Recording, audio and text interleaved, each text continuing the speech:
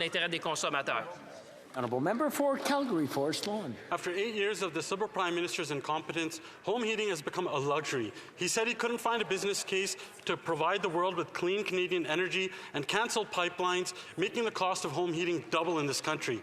Yet he found a business case to shovel billions of dollars to his Liberal crony insiders, giving them cushy contracts. And now Canadians are having to turn down the heat and wear blankets right before he triples his failed carbon tax. Will the Prime Minister come out with a real climate change plan and stop with the virtue signalings so Canadians can keep the heat on and take the tax off?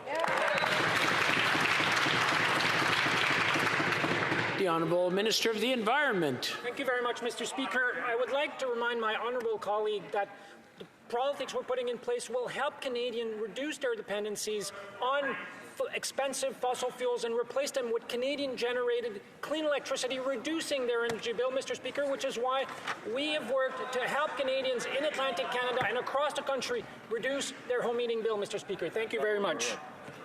Well, member for Calgary Forest Lawn. The problem with that plan is that it's not an environmental plan. I looked for it. I couldn't find it. Can anyone else find it? No. Mr. Speaker, did you find it?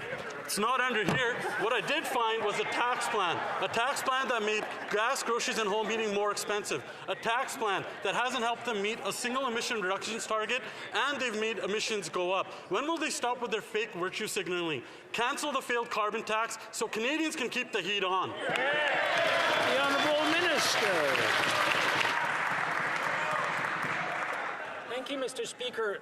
It is somewhat rich coming from the opposition that flip-flops on carbon pricing faster than I can flip my pancakes in the morning, Mr. Speaker.